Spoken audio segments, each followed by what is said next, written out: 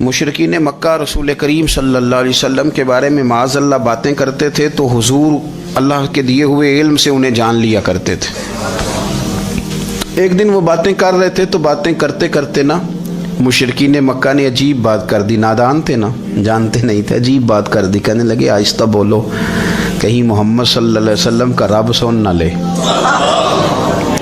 آہستہ بولو، اونچی بات نہ کرو، کہیں مصطفیٰ کریم علیہ السلام کا خدا سن نہ لے۔ تو اللہ نے آیت نازل کر دی، فرمایا نادانو وَأَسِرُّوا قَوْلَكُمْ، ابھی جہارو بھی، آہستہ بولو یا اونچا بولو۔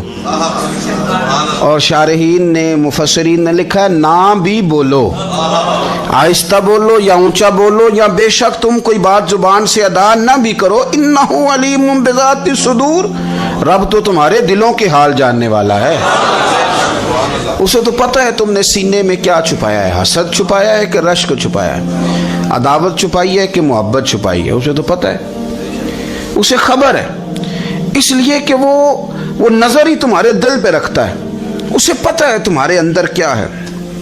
ہم لوگوں نے نا اپنی سارے معاملات دنیا داروں سے، لوگوں سے، یاروں سے، دوستوں سے وابستہ کر لیے۔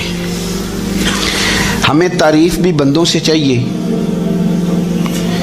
ہمیں اچھے ہونے کا جو ڈگری ہے وہ بھی بندوں سے چاہیے، ہم بندے بڑے نیک ہیں یہ بھی لوگ کہیں تو پھر ہم مطمئن ہیں، ہم صحیح راستے پہ چل رہے ہیں یہ سند بھی بندوں سے چاہیے۔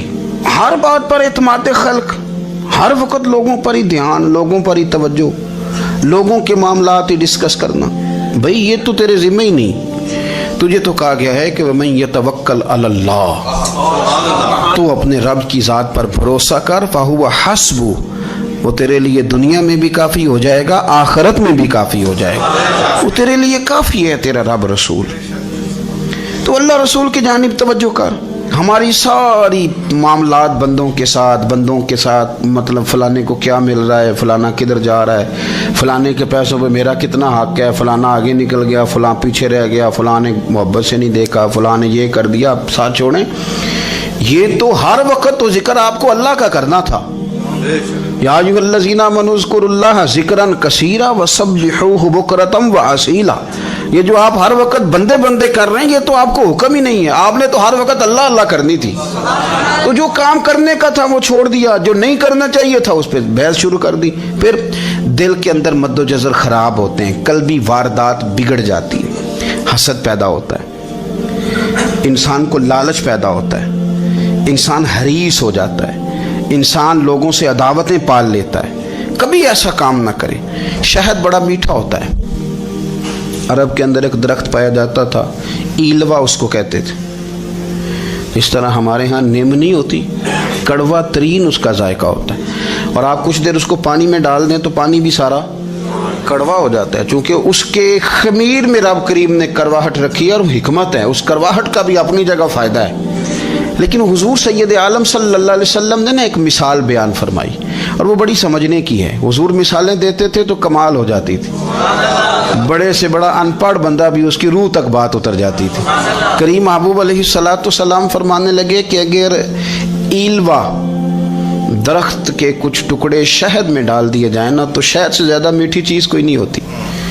تو حضور فرماتے ہیں کہ وہ ایلوا کا درخت جو ہے وہ شہد کو بھی بگاڑ دیتا ہے، اس میں کرواہٹ پیدا کر دیتا ہے، حالانکہ وہ بڑا میٹھا تھا، اپنی جگہ اس کی مٹھاس میں کوئی کسی قسم کی کمی نہیں تھی، لیکن وہ ایلوا کے درخت نے اسے بگاڑ دیا۔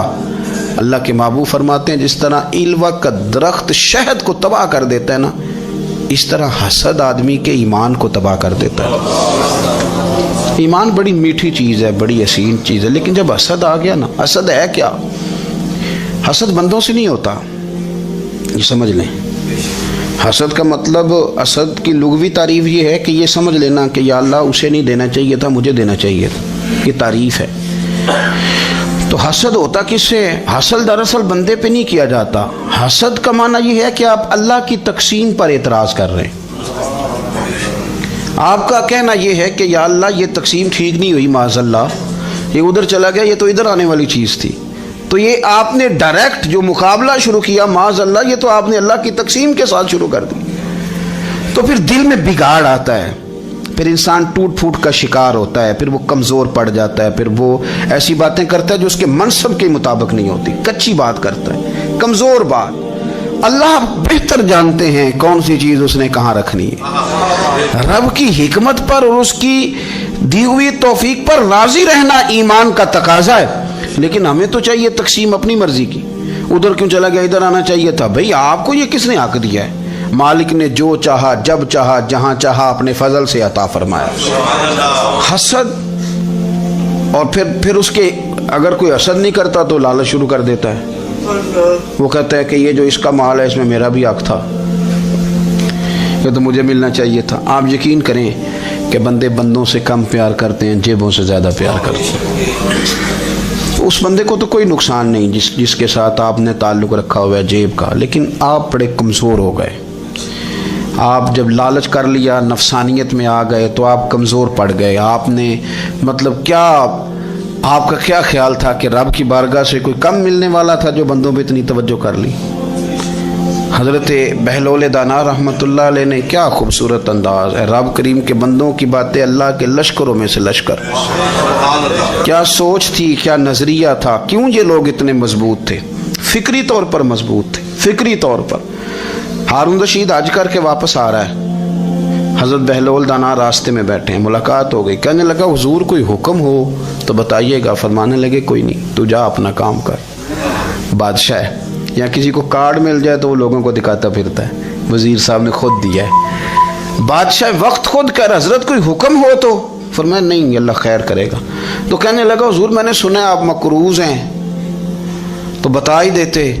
تو آپ مسکرا کے فرمانے لگے تیرا کیا خیال ہے بھلا؟ کہنے لگے حضور کس بابت؟ فرمانے لگے تیرا کیا خیال ہے کہ اللہ ہارون رشید کو دے گا اور بہلول دانا کو بھول جائے گا؟ تیرا کیا خیال ہے؟ رب کریم ہارون رشید کو تو دیتا جائے گا اور بہلول دانا کو بھول جائے گا؟ بادشاہ کہتا ہے کہ میں چکرا ہی گیا کہ بھلا اس سوال کا کیا جواب ہے؟ تو میں نے کہا حضور رب تو بھولنے سے پاک ہے، وہ تو کسی کو نہیں بھولتا، اسے نہ اونگ آتی ہے نہ نیند آتی ہے۔ تو فرمانے لگے جا پھر اپنا کام کر، جب مناسب سمجھے گا تو بہلول کو بھی قرضے سے نجات عطا کاری دے گا۔ تو جا اپنی ڈیوٹی کر، وہ جب چاہے گا نا تو میرے قرضے دور۔ تو کیا سمجھتا ہے کہ تجھے یاد رکھے گا مجھے بھول جائے گا؟ یہ کیسے ہو سکتا ہے؟ اور یار ادھر دیکھ میری بات سن، او بھائی وہ تیرا میرا رب ہے، یہ ہو سکتا ہے کہ امیروں کو دے دے اور تیرے جیسے میرے جیسے غریبوں کو وہ بھول جائے؟ یہ ہو سکتا ہے؟ تو کیوں لوگوں کی جیبوں پہ توجہ، لوگوں کی جیبوں پہ نظریں، فلانے کے پاس آ گیا تو میں رہ گیا، مطلب کس لیے؟ ہمارا رب کسی کو بھولتا نہیں ہے، کسی شخص کو وہ میرا مالک اپنے فضل سے نظر انداز نہیں کرتا، وہ سب کو نوازتا ہے، لیکن اس کی حکمت کے تقاضوں کا انتظار کرنا مسلمان کی شان ہے۔ کبھی کسی حسد میں کبھی کرنا ہو تو رشک کریں، مزہ آئے گا۔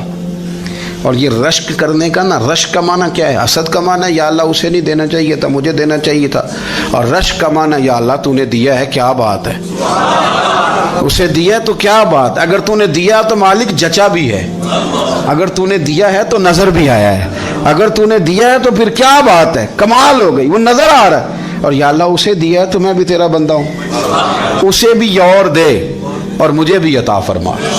یہ رشک ہے، رشک کا نا حضور نے حکم دیا ہے، نبی پاک نے رشک کا۔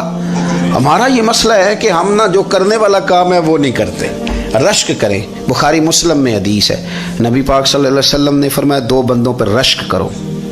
کہو کیا بات؟ رشک کرو دو بندوں۔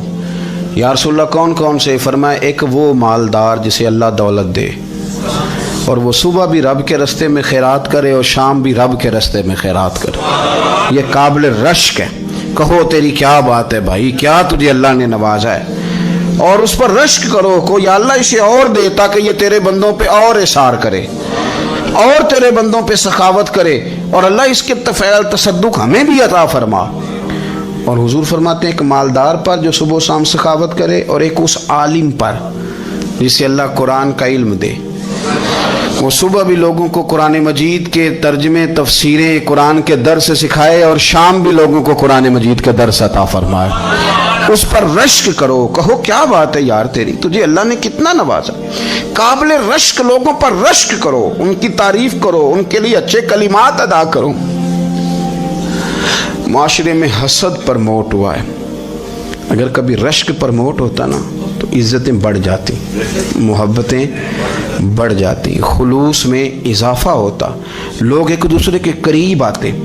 ہم نے کسی فضیلت والے کی فضیلت کو تسلیم کرنے سے انکار کر دیا, ہم نے کسی بڑائی والے کی بڑائی کو تسلیم کرنے سے انکار کر دیا, ہم نے حسد کیا, ہم نے لالچ کیا, ہم حریص ہوئے. اس کا نقصان یہ ہوا کہ لوگ ایک دوسرے کے پاس رہتے ہوئے پاس نہیں رہتے, ایک دوسرے کے ساتھ وقت گزار رہے ہوتے ہیں لیکن ان کے بارے میں رویے ان کے سخت ہوتے ہیں, لب و لہجہ تلخ ہوتا ہے. جب وہ کسی کے بارے میں بے لاگ تبصرہ پوچھا جائے تو غلط باتیں کریں, رشک کریں. دیکھیں نا حضرت ابو بکر صدیق رضی اللہ, حضرت عمر فاروق رضی اللہ, ساری زندگی دوڑ لگی رہی. حضرت عمر کہتے ہیں میں نے ساری زندگی دوڑ لگائی ہے کہ ابو بکر سے آگے گزر گیا, لیکن یہ دوڑ حسد والی نہیں, یہ رشک والی.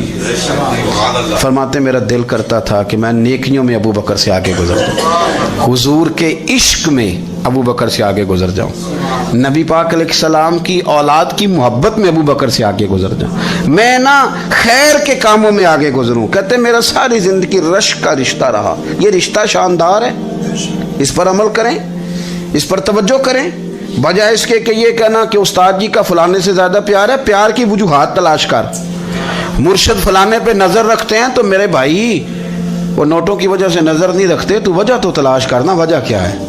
تو اپنے آپ کو اس طرح کا بنا, تو اس طرح کی کیفیات پیدا کر اپنے اندر. ہم کیا کرتے ہیں کہ رشک کرنے کی بجائے حسد کرتے ہیں. حسد نہیں کریں, اپنے آپ کو سنواریں, وہ رشک کی وجہ سے آپ سنوار سکتے ہیں.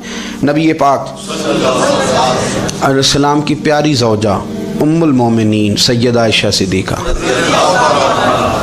بڑی شان ہے اس خاتون کی, بڑی عظمت ہے ان راہوں کے صدقے جن رستوں سے سیدہ پاک کی سواریاں گزرا کرتی. کیا درجہ اللہ نے دیا ہے سیدہ عائشہ صدیقہ کو. کہتی ہیں حضور کا وصال میری گود میں ہوا ہے. اور مولا علی شیر خدا فرماتے ہیں میں نے حضور کو سب سے زیادہ عائشہ صدیقہ سے پیار کرتے ہوئے دیکھا. اور عائشہ صدیقہ رضی اللہ تعالیٰ عنہ فرماتی ہیں میں نے حضور کو سب سے زیادہ فاطمہ الزہرا سے پیار کرتے دیکھا. یہ الگ ماحول ہے ان کا آپس میں. تو حضرت عائشہ صدیقہ اتنا بڑا مقام, لیکن وہ فرماتی ہیں میں نے ساری زندگی سیدہ خدیجۃ الکبریٰ پہ رشک کیا.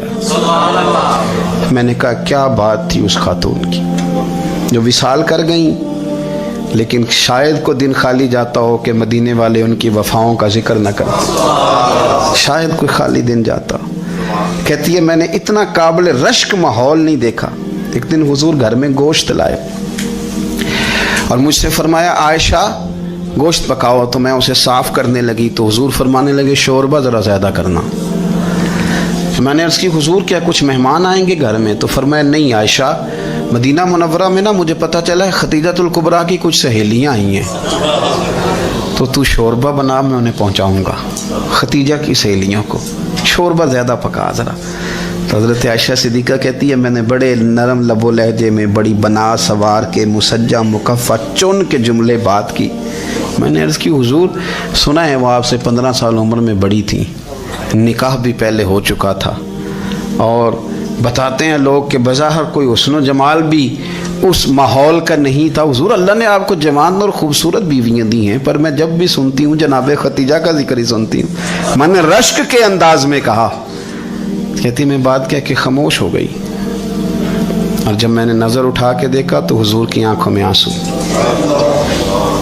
نبی پاک صلی اللہ علیہ وسلم کا یہ انداز دیکھا تو میں نے کہا حضور میں رب رسول کی بارگاہ میں توبہ کرتی ہوں, اب تو رو دیے.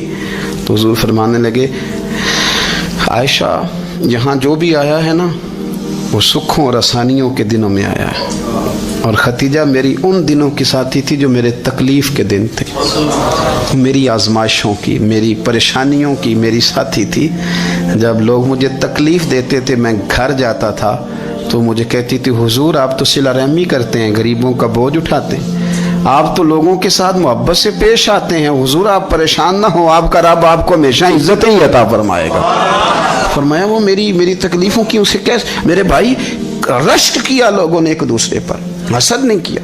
ہم تو نا جی اپنی مرضی کے فیصلے کرتے کرتے پیچھے رہ گئے. ہم نے لوگوں کو پیچھے کرنے کا سوچا تھا لیکن ہم سب سے پیچھے رہ گئے. ہم نے سیاست اور سازش کی تھی کہ کچھ لوگوں کے دلوں پہ پیر رکھ کے میں اپنا قد اونچا کروں گا, کچھ کے سینوں پہ پیر رکھ کے, لیکن ایسا نہیں ہوتا, یہ ہوتا نہیں. آپ کسی کی جگہ نہیں لے سکتے اس لیے کہ رب نے سب کی جگہ اپنی اپنی بنائی ہوئی, سب کی جگہ. ہاں ایسا ضرور ہوتا ہے کہ کئی دفعہ نا ہم اپنے مقام کو گرا لیتے ہیں. وہ کسی نے کہا تھا کہ ایسا نہیں کہ تیری جگہ کوئی اور آ گیا, لیکن تیرا مقام بھی اب تیرا نہیں رہا.